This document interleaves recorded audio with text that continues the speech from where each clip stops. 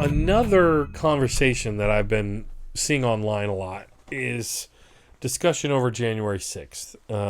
So much of, what happened that day that we just reacted to in the moment. For me, as somebody who warned about Trump's authoritarianism and daring to use the term fascism for it, a lot of people saw January 6th coming, right? More later on, who exactly did see January 6th coming. But just the idea of, the idea of we knew there was going to be some kind of violence or disturbance or whatever around the elections. Why? Because Trump was openly broadcasting that he believed the election was corrupt before it ever happened. He broadcasted he thought the election was corrupt in the 2016 election, even though he won. He started a completely bogus voter fraud commission to study voter fraud, which couldn't find anything, found no significant systemic voter fraud, and folded, like a Trump business, right? And completely devoid and bankrupt of any justification for existing. So there were all these clear, obvious warnings of what Trump might attempt to do. And this conversation, which I see on the left, is don't call it an insurrection. Wasn't really that bad. It wasn't that big of a deal. They didn't get anywhere close to a coup. It wasn't as bad as everyone says it is, et cetera, et cetera. J. Andrew World in the comments, the takeaway from Nina Turner we need to talk about a lot is that she won working class black people in the city, proving the talking point that it's a white only support for left candidates. Proving the talking point that it's not a white only support for left candidates. Is that what you're saying? Okay. But so, with back on January 6th and Trump, I don't think, a lot of people, and some of these arguments I've heard about January 6th focus on, who actually metered out the violence that day. I think it's a little disingenuous to say that Sicknick wasn't somehow killed by the events that day, even though he died of a stroke. Do you really think the guy would have had a massive stroke had he not been assaulted and shot with chemical mace or whatever in the eyes and beaten and had, possibly the most stressful day of his career? Do you think he would have had a massive hemorrhage in his brain had he not gone through all that stuff, right? Another Capitol police officer just killed himself. Do we think they would have done that? They would have ended their own lives had they not been involved in this very public failure of their duties as police officers? The other thing is that, the idea that the cops would have shot every MAGA pro-Trump insurrectionist, dare I say, like they did Ashley Babbitt. I don't know. There were lots of cops taking pictures. There were cops who welcomed these guys in. So there's no way of knowing. You can't prove it counterfactual. There's no way of knowing what could have been done had the mob pursued, captured and or killed any of the representatives, whether it's Pelosi or Mike Pence or whoever. Now, that being said, the January 6th insurrection is just one example of what Trump was doing to overturn, steal the election. The most recent thing we just heard from was that he pressured the DOJ, the Department of Justice, to declare the election fraudulent or corrupt. And now we have here, power up. Trump's DOJ emails show relentless pursuit to overturn 2020 election. So now as the investigations start to actually kind of kick into gear. It's been months now since Trump was in office. Listen to this quote. They wanted the Justice Department to explore false claims that Dominion voting system machines have been manipulated to alter votes in one county in Michigan. They asked officials about the U.S. government filing a Supreme Court challenge to the results in 6 states that Joe Biden won. The president's chief of staff, Mark Meadows, even shared with acting Attorney General Jeffrey Rosen a link to a YouTube video that described an outlandish plot in which the election had been stolen from Trump through the use of military satellites controlled in Italy. Oh my gosh. Let's see. The documents confirm some previous reporting, like the Wall Street Journal scoop in January that Trump had pressed the DOJ to have the Supreme Court invalidate Biden's victory.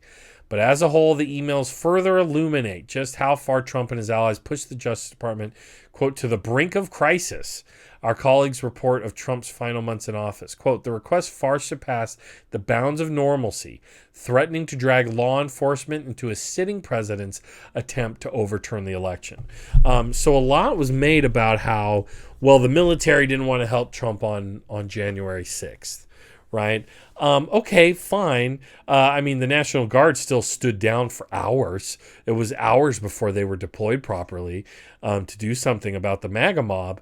But, you know, everybody focuses on the military as far as like an attempted coup or a successful coup. But what about the police? What about the police? Because the police, what Western media in other countries calls security forces. Security forces aligned with the right-wing president. I'm sorry, let's not neglect the fact that on January 6th, there were multiple veterans, either veterans or active duty military, among the rioters, among the MAGA mob or the insurrectionists, however you want to call them. I don't think everybody, every pro-Trump person in Washington that day was a, quote, insurrectionist, but just the ones that, tried to overturn the election. They were part of, they were this public, kind of crazy spectacle push for things that Trump was leaning on and trying to do, himself. Oh, I mentioned the military among the MAGA mob. There's also many cops. So the fact that cops, police, law enforcement have had an open allyship with Trump and this authoritarian right-wing movement, as we saw last year with Black Lives Matter. I mean, I don't think anything was guaranteed on January 6th. There were a lot of different ways it could have gone. Frankly, the Democrats are fluffing up. They're fluffing up the Capitol Hill police as they were with some of the testimony they've had. But I mean, look at this. Key witness emerges in probe of Trump's DOJ election scheme. Like, don't forget, he called the Georgia Secretary of State and pressured him to find him votes. He was pushing on the Department of Justice already. I mean, Trump's DOJ is insanely politicized. Bill Barr is a hatchet man Republican operative, if there ever was one. And keep in mind, Trump was doing shit even, Bill Barr very strategically left office before all this shit was going down because he knew exactly, he didn't want to get pulled into this, which, I mean, he already was, let's be real. So let's see. This guy Donahue's name has surfaced in two separate instances. First, over the weekend came notes he had written during a December meeting with Trump in which, according to Donahue's notes, Trump urged the Justice Department, quote, to just say the election was corrupt, then leave the rest to me and the Republican congressman. That's right. Trump said, just say the election was corrupt, leave the rest to me. And not long after that, we had January 6th. So this is what... the understanding that we have of the right, what they're capable of. The Republicans have stolen an election before. I mean, they stole an election for George W. Bush, right? In 2000, in the year 2000, the Brooks Brothers riot. Who in the stream, you all two of you should be familiar with the Brooks Brothers riot, which was in Florida, which was specifically in Florida where they were doing the recount. The board has decided to... The canvassing board was trying to beat the clock set by Florida's Supreme Court when it voted to send its hand counters home this morning. Counters who'd come in to finish what they started 2 days ago. And just looking at the sheer numbers and time, that we weren't going to be able to do the complete hand counts. But then, board members did decide to count only the 10,000 votes missed by machines, not all 650,000 ballots cast. Republican protesters chased after them, demanding to see the process. Now look, this is the same, this is the same panic and hullabaloo that they tried to create in Pennsylvania, in Georgia, all these different areas. But the margins weren't as close in 2020 as they were in 2000. The Brooks Brothers riot successfully stopped the recount in Florida, and then the conservative Supreme Court made the decision, and Republican observer. I mean, these guys were paid operatives. Or Roger Stone was involved, in this. Roger Stone was there on January 6th in Washington.